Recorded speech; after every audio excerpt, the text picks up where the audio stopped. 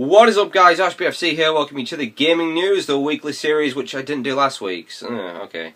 The whenever I can be our series. It's just news. Let's just go on news. Do it.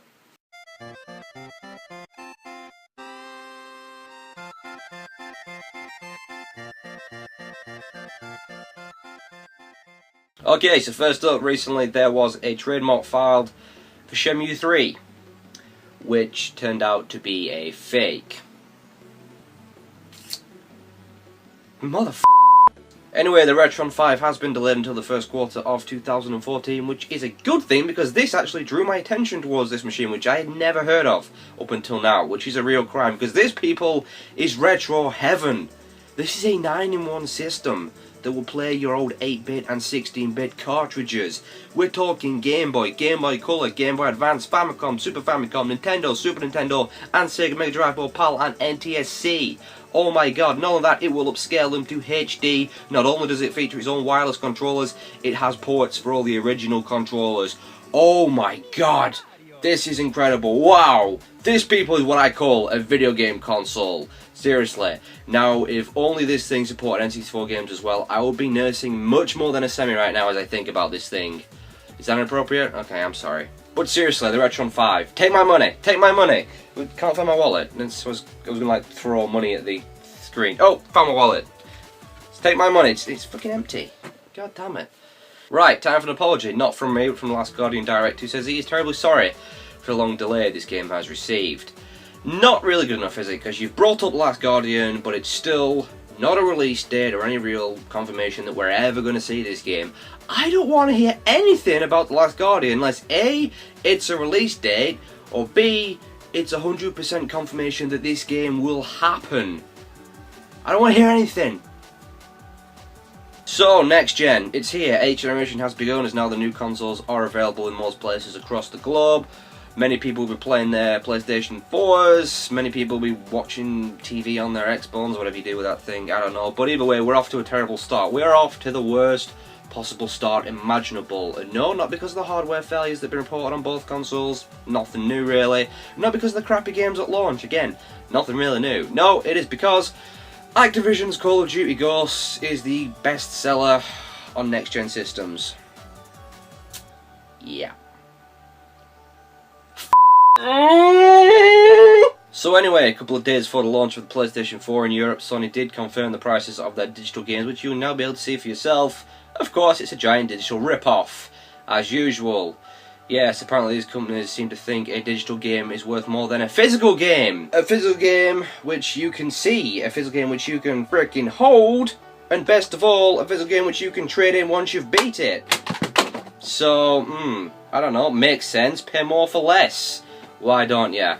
Okay, bullshit. So, apparently Microsoft were considering making a Halo game a launch title for the Xbox One, which would have been a very, very smart move, but Microsoft don't do smart, so it didn't happen. Microsoft were also considering making the Xbox One a video game console. Instead, they went for the TV/spycam shit. And speaking of Xbox One, if you are desperate for whatever reason to get your hands on one because you didn't pre-order and you can't find one anywhere, I recommend you try any nearby trash cans or your local landfill. I'm just kidding. So next up, Take-Two have filed a new Bully trademark in Europe, which can only really mean one thing, right? Bully 2, I think so, I hope so. Rockstar did recently confirm they were working on a new game for an already existing IP, so Bully, bring it on. Except maybe the kissing boys thing in the playground, that was a... yeah. So, Crash Bandicoot, like me, big time fan as a kid, well, good news, it may be coming back. Sorry, I meant terrible news, it may be coming back. Not under Sony, but under Activision, who currently say they are exploring ways to resurrect the franchise. I'm going to tell you exactly what that means when it comes to Activision. They're basically saying, we are looking for ways to milk the holy shit out of this franchise and run it into the ground, and as soon as it isn't making enough money that we're happy with, we will drop it like it never existed, because we're a bunch of shitbags. So next, a UK study has shown that video games do not make children more violent. Okay, and? Could have told you that myself, you didn't need to waste time doing a study. Anyone with a single brain cell can tell you video games do not make children, or anyone else for that matter, more violent. It's common sense. But no, that's not the way it works. Unfortunately, video games are the scapegoat for all humanity's flaws. So these clueless, idiotic dick creams who've never played a video game in life will continue to tell us that video games are destroying the world. Mario has people stamping on people's heads, Zelda is having people stab each other, Mario Kart is responsible for all the accidents on the road, causing people to speed and throw bananas out of their windows, and that Call of Duty is turning kids into little brain-dead racist shit stains. That one's actually true. There you go then, ban Call of Duty, the world will be a much better place. Okay, and now on to EA, my favourite. EA has said that used games are important to the industry. Sorry, choking on EA's bullshit right there. Okay, coming from the company that brought us online passes, EA are also publishing a new open world Star Wars game. You may think, oh awesome, right? I'll say it again, EA are publishing a new open world Star Wars game. Yeah, suddenly doesn't sound so good, does it? So I guess it's goodbye Blockbuster. Kind of about to breathe its last breath. It has been hanging in by a thread there for a while now. It has announced it will be closing 72 stores across the UK.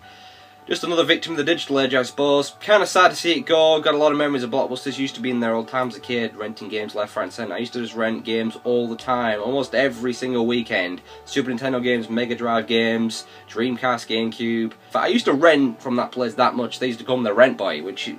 what? Moving on, microtransactions and subscriptions will define next gen, says Avalanche boss. Avalanche being the studio that brought us Just Cause 2 and currently developing Mad Max. God, I hope he's wrong.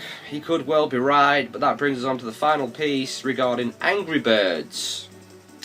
Yeah, you know that new Angry Birds game where they're kart racing, which is clearly going to be the greatest game the world has ever seen? Said no one. Yes, this game will feature $100 microtransaction in order to let you get the best card in the game. I'll say that again.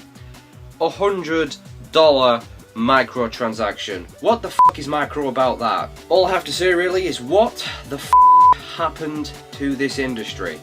Seriously, bring on the Retron 5. Seriously, let me go back and play some classics. Remember a time when gaming used to be awesome. And there we go, I think we'll bring this one to a close. So as usual, thanks for watching guys, and see you next time when maybe you might be entirely positive. Yeah, okay, later.